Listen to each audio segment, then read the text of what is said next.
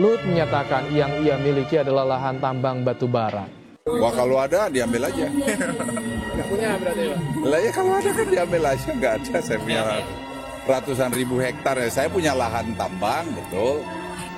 Pak Setia Novanto mengatakan Pak Luhut sudah bertemu dengan Jim Bob di San Diego. Apakah betul yang dikatakan oleh Pak Setia Novanto ini, ya saudara saksi?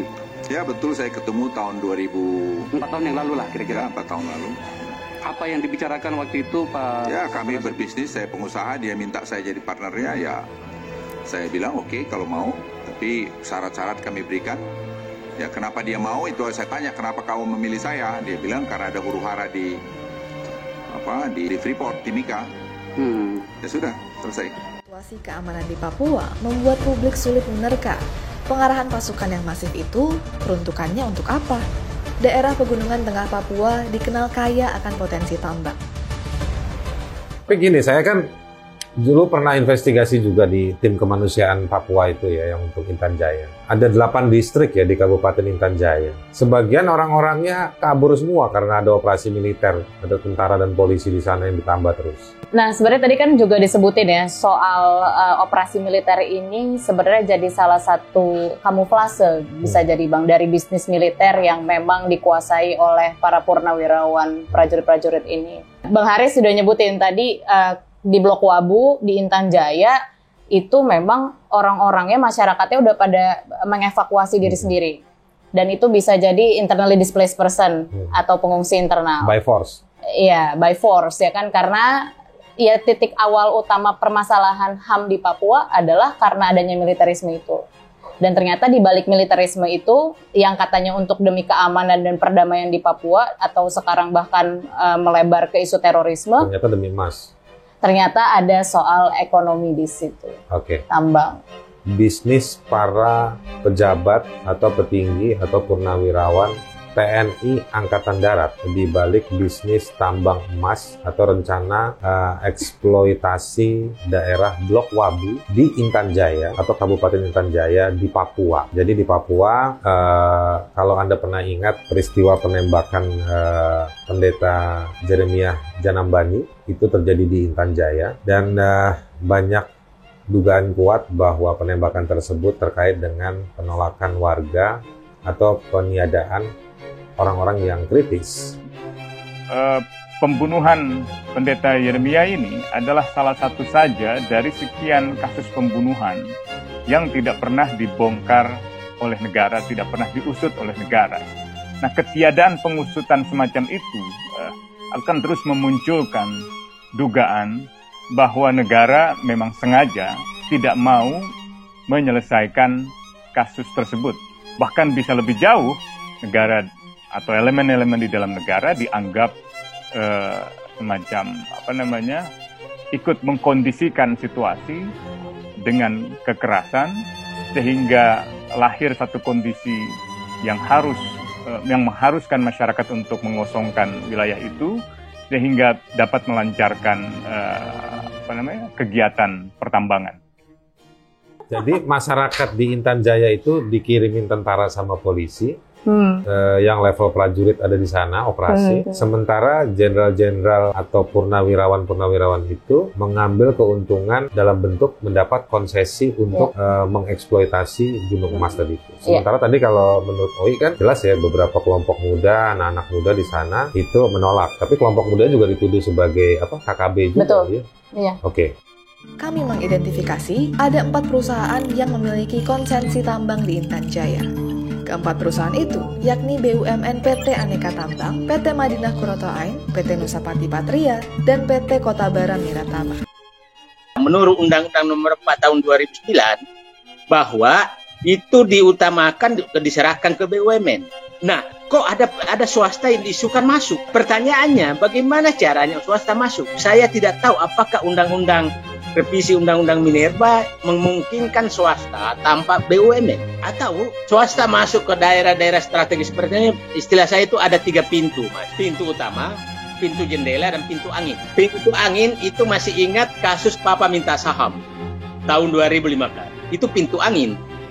Pintu angin jadi seakan-akan izin bisa keluar kalau bekerja sama dengan si A, si B, dan si C. Ya kan, ingat kan Bapak minta saham tuh, sehingga dia minta saham untuk pembuangan listrik, pelabuhan dan lain-lain itu kan, itu namanya pintu angin. Seakan-akan dia nggak terlibat dan dia mendapatkan fee dari situ. Pintu jendela itu tetap BUMN yang pegang, tapi BUMN dipaksa tanda kutip berkontrak dengan swasta untuk proyek jangka panjang. Jadi seakan-akan BUMN nggak punya uang sehingga harus berkontrak dengan swasta. Tapi sebenarnya itu lewat pintu jendela. Kalau lewat pintu utama maka melalui proses lelang menurut undang-undang. Nah, ada dua pertanyaan yang muncul di saya sekarang. Apakah revisi Undang-Undang Minerba nomor 3 tahun 2020 itu memungkinkan swasta mungkin lelang tertutup? Itu saya nggak tahu. Karena itu harus lelang terbuka dan utamakan BUMN. Nah, saya teruskan tadi yang pintu utama tadi kan lewat lelang. Nah, kita tidak pernah dengar lelang. Jadi kemungkinan besar analisis saya ini adalah pintu jendela. Jadi tetap dipegang Aneka Tambang, tapi seluruh pekerjaannya atau eksploitasinya sudah dikontrakkan dengan swasta. Itu namanya pintu jendela. Nah, saya nggak tahu mana yang terjadi. Jadi mudah-mudahan ini terbuka. Nah, sebenarnya dari bisnis militer ini kita juga bisa ngelihat bahwa tadi ya relasinya bisa ditarik gitu antara konsesi-konsesi itu sebenarnya ada satu kerucutnya antara PT FI, Antam itu yang paling besar ya sama Toba Sejahtera Group ya kan. Itu yang 3 terbesarnya di sana. Kalau ditarik secara konteks politiknya ternyata orang-orang ini juga terlibat dalam tim pemenangannya Jokowi di tahun 2014-2015. Oke, sebagian besar nama-nama itu terlibat dalam tim pemenangannya Jokowi. Nah, jadi si Tobakomdel Mandiri ini direkturnya adalah Purnawirawan TNI, namanya Paulus Prananto. Toba Sejahtera Group ini juga dimiliki sahamnya oleh salah satu pejabat kita, Luhut Binsar Panjaitan. LBP, The Lord. Lord Luhut. Jadi Luhut bisa dibilang bermain di dalam pertambangan-pertambangan yang terjadi di Papua hari ini. Nah, selain itu ada juga PT Antam. Yang menarik di sini, PT FI itu sekarang komisarisnya juga ditempati oleh Kepala BSSN, yaitu Pak Hinsa Siburian, Kaspangdam Cendrawasih. Jadi di Antam itu ada TNI Agus Suryabakti, Purnawirawan TNI, terus ada juga Komisaris Jenderal Polisi Bambang Sunarwibowo di Antam. Jadi sebenarnya di Antam itu rata-rata ya diisi oleh purnawirawan komisaris. Selain itu juga ada Muhammad Munir dan Purnawirawan TNI Doni Munardo. Dan lucunya juga Bang, dari orang-orang yang ada di sini, di circle ini, mereka juga yang jadi tim pemenangannya Jokowi di tahun 2015. Ya kalau Lord Luhut kita jelas. Nah yang lainnya juga, atau dikatakan Bravo 5. Oke, siapa aja tuh? Nah itu tadi, yang disebutin semuanya masuk. Jadi mantan-mantan Kopassus, Purnawirawan Jenderal Polisi, itu semua masuk ke dalam Bravo 5. Hasil kajian cepat dari Koalisi Sipil menyebutkan, 2 dari 4 perusahaan memiliki irisan dengan pihak militer.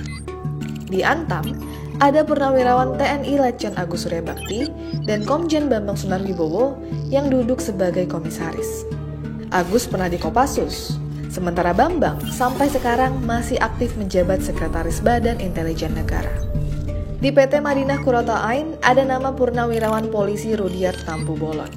PT Madinah Kuroto Ain adalah titik pusat perseteruan antara Luhut Binsar Panjaitan dengan Haris Azhar dan Fathia Maulidianti. Benarkah Luhut ada di PT Madinah seperti yang dinyatakan Haris dan Fathia?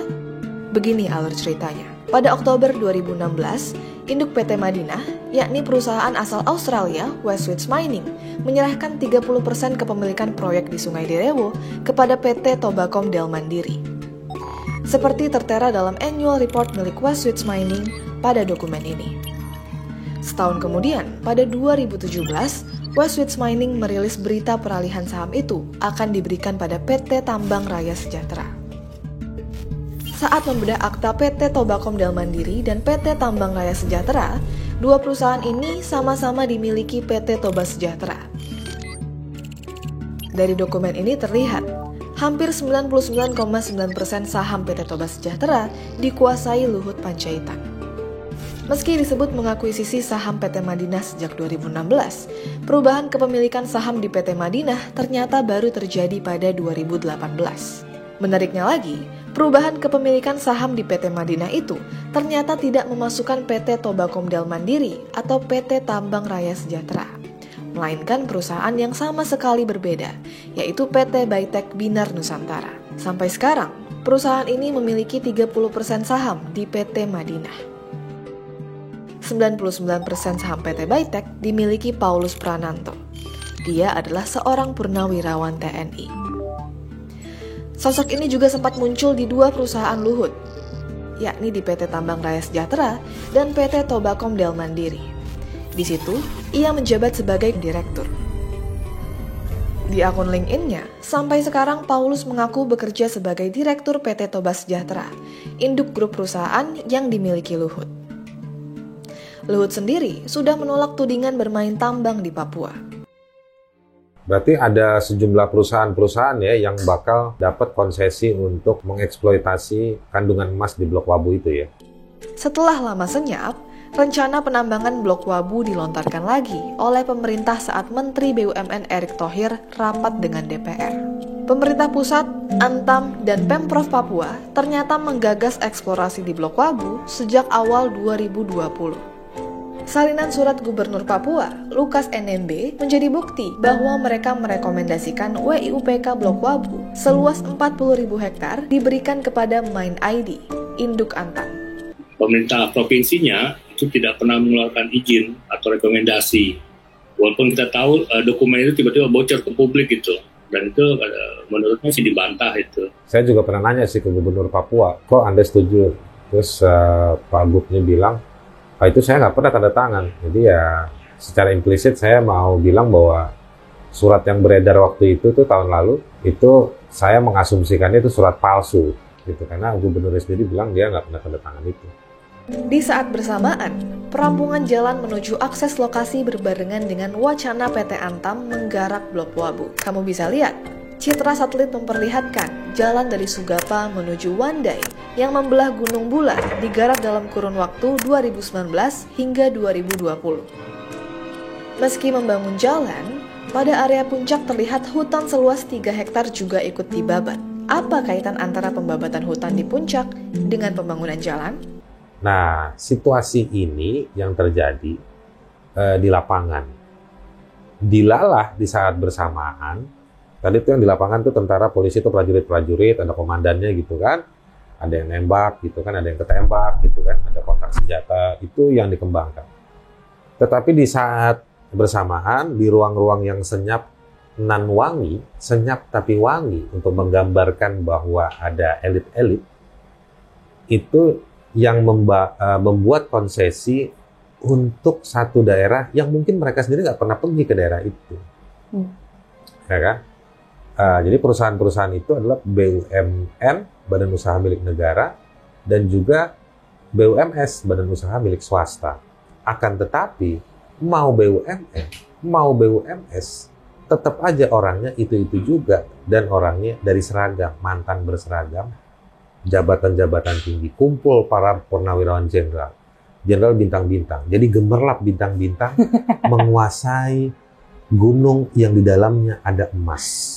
Ada apa ini? Masyarakat dikasih senjata, pengungsiannya nggak diurus dengan baik, logistiknya nggak diurus dengan baik, tata kelola pemerintahannya tidak dipulihkan, tetapi di Jakarta ada kesepakatan-kesepakatan untuk mengambil dan mengeksploitasi kandungan 8,1 ton.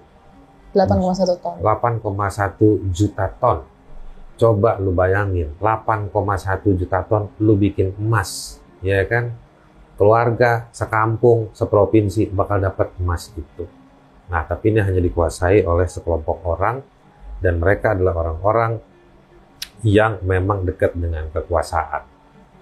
Tapi Anda jangan nyesel kalau Anda tidak menjadi bagian dari kekuasaan. Karena mudah-mudahan kita nggak bakal dicatat sebagai orang yang merusak lingkungan bagi Papua.